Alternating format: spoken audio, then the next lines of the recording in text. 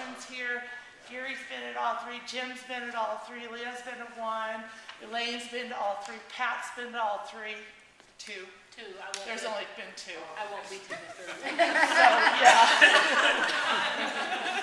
So anyway, that's why it's good that I have you guys to back me up.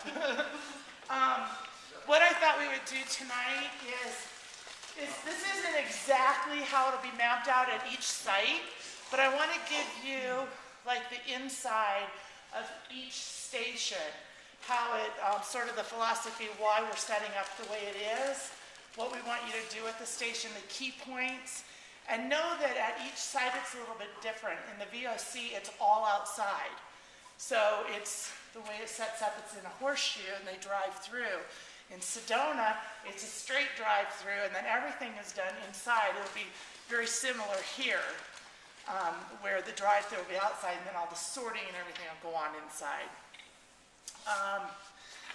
Excuse me. Lori, where are we? Can you share with everybody what our numbers are right now as far as coordinators and donors, roughly? We have approximately 45 neighborhood coordinators, and we started out with 5. And we have approximately 565 donors, and we started out with 102. So in just 4 short months, that's where we are now. And it seems like the numbers each time so far are tripling pretty evenly across the board, whether it's donors or coordinators or poundage of food. And just to share with you guys, today, Daryl, myself, the cooks, Kelly and Tony and TJ, we went to Rising Hope and picked up 5,000 pounds of food that they donated. No, Kids Against Hunger, I'm sorry. We're at Rising Hope. Kids Against Hunger, and they donated just under 5,000 pounds of food. It was 132 cases, and we distributed it to 8 agencies today. So they asked that we put that into the Food Neighbors Project, so that 5,000 pounds is already done. So we already know we've done what we did last time, total. And then on Friday, I'm looking for 1 or 2 people that could maybe come with me to Cliff Castle Casino in the morning. We're going to take totes, empty totes. They've been doing a food drive, and they asked us to pick up the food and put it into the Food Neighbors Project also. Probably be about 1,000 pounds. So that'll come into the project. That's going to come to this site, to Rising Hope. And as we're going through the whole process, just imagine that we will have a new neighborhood for this event that'll be called Cliff Castle Casino, and we'll have a group of volunteers that'll be taking that food out of the totes, putting it in our green bags, and we'll send it through the process just like we do all the other neighborhoods. And I think moving forward, if it works well this time, when we have different organizations that have food drives and they want to help us out, we might do it that way if everything goes smoothly. We'll let you guys know that in the future. But the way a collection event happens is we hold all the neighborhood coordinators in line until 10 o'clock. We don't start them through the line until exactly 10 o'clock. You will have some people line up quarter till, maybe a few earlier, because they want to come and volunteer. And that's great, and we just greet them and ask them if they don't mind waiting. They can start the line, they'll be the first ones through. The reason we do that is because we want to make sure that all of our volunteers feel comfortable, that everything is set up, nobody's rushed, and when the process starts, it just flows, and it's a lot of fun. So we've been asking the volunteers to come at 9:30 to help set up. And the first thing, is there anybody here that has not been to one of our collection events? Who hasn't been? Okay, so about half of you guys. The way a collection event is set up, it's sort of like a drive-through, when you go to a drive-through restaurant or something like that. the neighborhood coordinators have been out collecting all their bags, and they have a tally sheet. This is their ticket to get into the event. We can't accept bags at an event without one of these tally sheets. And we've really tried to communicate that to the coordinators. So if for some reason you're working the outside stations and a coordinator pulls up and they don't have a tally sheet, I would encourage you to get whoever the team lead is on site, whether it's myself or at Sedona, it would be either Jim, possibly Elaine, she's considering that. Here it would be me, and in the VOC it'll be Leah. Leah, can you, I don't know if anybody here's from the VOC. This is Leah. Leah's our office manager at Harvey's office, so she's been really instrumental. If Lori or Ren are on site, they're also team leads. So Ren's one of our AmeriCorps members for Yavapai Food Council, and Lori's our project manager. So, and then what they'll do is they'll just talk to the coordinator and make sure that they really understand that this is their ticket to get in, and then we'll work it out with them. Last time I think we had one that did that, and then I'll go through how we do the process. So we did ad-lib for them. Kelly, did you have a question? How do they know where to go pick up their bags if they don't have their list? I'm not sure, but they did. We had a couple show up with a couple dozen bags with no. And actually, what it is, let me correct that, they show up with handwritten lists. Oh, okay. And it doesn't have all the data and all the information that we need. That's what it was. Okay, so we have 5 stations at a collection site. The first station is our greeter station. And this is sort of a mock setup of it. Normally there'll be a banner either on this that says Yavapai Food Neighbors Project, or it might be on the building near it. But we're trying to have that be front and center so when they pull in, they see that banner first thing and they know they're at the right place. If we were in the Rising Hope parking lot, this greeter station would be on that end of the parking lot. So as a car pulls in, they're going to pull around and they're going to drive this way. So the driver will stop right here, facing this way. I gave you guys a handout. I don't want to correct you, but I think it's this way. You've got yourself turned around. Okay. You're going to come in off of Mingus. Yep. And you're going to come this way. Right, you're coming off of Mingus. No. This, That's Mingus is over there. okay, so I'm not sure where Mingus is right now, but when they turn in your driveway, they're gonna turn in here. No. The food bank is over The here. point that Amy's trying to Here. make is when they pull in the driveway, they will be pulling in and stopping, and the tent will be on the driver's side. It doesn't matter where this is set up right now. Right. You know where it'll be set up Right. right They'll there. be driving But when right the here, person they'll stop. pulls in, they'll roll their window down, and that's where the greeter's tent So it'll will be on the side of the post office. Right. Ah, okay, got it. Okay, is there anybody that didn't get one of these? Okay, do we have any more? Okay. So this is like just a little generic map of the tables. The thing that's missing here is there's going to be a couple tall boxes of bags, of our empty new bags. And the purpose of the greeter table is to welcome the coordinator. And so the greeter's going to come out. The first thing the greeter's going to do is ask them for their tally sheet, their ticket to get into the collection. So the coordinator will give the greeter the tally sheet. It's the greeter's job to go down the pickup column on the tally sheet and count up the number of Y's, which means Y means yes, there was a bag there when I went to pick up. And that's how many bags they should be delivering to the collection.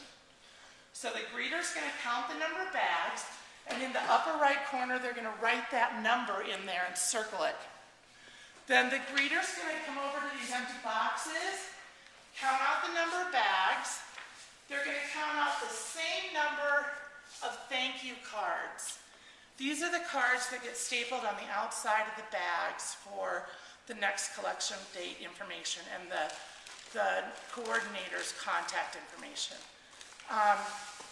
It's very important if you are working the greeter station or if you're a team lead, that your greeter person knows that no car leaves without their empty bags.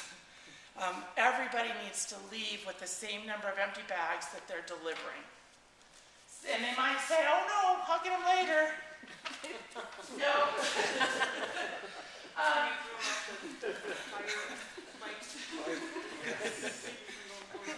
We just put the pallet jack and lift it. The other thing the big reader is going to ask them is if they need any other replacement materials. On this list I listed out, on the greeter station form, I listed out the other materials. Sorry cards, those are the green cards. If they go to somebody's house and there's no bag there, they leave that sorry card. It says, sorry we missed you, give us a call, we'll make arrangements to get your bag. The thank you cards are the ones I showed you. The other kind of card is a recruiting card. So we keep those here, so if they want to go out and do more canvassing in their neighborhood or something like that. We also have our, what we call a 5 reasons flyer. This allows them to recruit for neighborhood coordinators.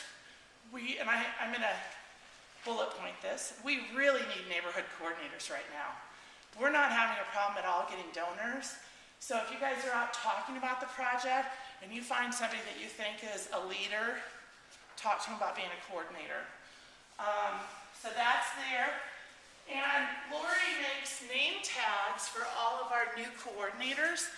When you guys are working, we should probably today get a list of the other volunteers and we'll get name tags for you. So we'll have them on Saturday. The new coordinators, yep, like Kelly's got held up there, those are our name tags. So anybody that doesn't have a name tag, that'll be at the greeter station. So the greeter needs to check, there's a roster sheet that they'll get that lists out every neighborhood and who the coordinator is that will be delivering to that site. As the neighborhood coordinators come through, they need to check off everybody that's come through. In the case that all of the coordinators come through before noon or before 11:30, at that point, it's going to be up to the team lead. The system can really shut down. We don't need to stay open. Oh, sorry, that was my phone. So we can close early if you know everybody has delivered. So everything has been restocked. They've gotten all their things. We have treats, like a refreshment of some type. We did cookies last time. Not quite sure what I'll have this time, but there'll be something. And at the greeter's table, we'll have napkins and those treats. So we want the greeter to also ask, welcome the coordinator, thank you, how are you today? Would you like a refreshment? And bring them a treat. And then after all that business is taken care of, the greeter hands the tally sheet back to the neighborhood coordinator, to the driver. And at that point, they ask them, please pull forward to the next station. And the next station is the weigh station. Do you guys have any questions over the greeter station? Greeter 10. Okay. Wing's gonna be mine. So we're going to move now over to the weigh station. Our car's pulled up, and the car's pulled up, so it's like right here. It could be different, but the greeter at the weigh station is going to go to the driver's window and ask for the tally sheet again. This is the last time that the neighborhood coordinator sees that tally sheet. So Lori and I try to encourage them when they go out to pick up bags to have 2 copies. 1 copy if they want to make any notes on it, keep it with themselves, then they can go back and make changes in the system. The other copy comes to us, and Wing has collected the tally sheet. What he's going to do then is take a team to the back, the trunk, or whatever it is of the car, with carts, and they're gonna unload the vehicle, put all the bags in the cars. The tally sheet goes in the very first bag that's gonna get weighed. And that way we know where a break point is with neighborhoods. There's gonna be 2 people at the weigh station, and there's a team. It's best to have a team of at least 3 people, if not 4, manning carts. The one person that's going to the driver's window, at least 1 or 2 that are unloading, and then one that's doing the exit on the weigh station. So Wing's gonna bring it up. I'm gonna be here weighing. I'll have somebody working with me. And what this person's gonna be doing is they're dedicated to setting the bag directly on the scale. Okay, so once, I know it's the first bag, the new neighborhood, so I'm gonna tell the recorder, new neighborhood. They're gonna flip the sheet over. First, they're gonna look at the number that's in the top corner here and tell me how many yeses we had. So let's say this is 6. So I know that there's gonna be 6 bags following this. She's then gonna flip it over, and I'm gonna say bag 1, okay? And she's gonna write 1. I'm gonna say 15.3. She's gonna write 15.3. Then our volunteer over here is gonna grab this bag, remove it, and put it in the cart. So as we're working here, we're not bending over, bagging, and reaching. Yeah, Can I just make a point? You need a man. Right. Somebody strong. Some of these bags weigh 25, 30 pounds. And to do this the whole time, Yes. it really works well if you have 2 guys here at the dropping off and then putting it in the other baskets. Yeah. So Moss is there. Sorry to Now- interject, I just thought. No, that's perfect. Thank you, Leah. The thing I want to share with you about the scales is it'll be plugged in. This one's not plugged in right now, but when you turn it on, the first thing you want to do is make sure that it's zeroed out and that it says pounds and not grams. And you need to periodically check that. We can get into flow so fast that the scale can't keep up with us. So you always want to make sure it zeroes out before the new bag gets put on.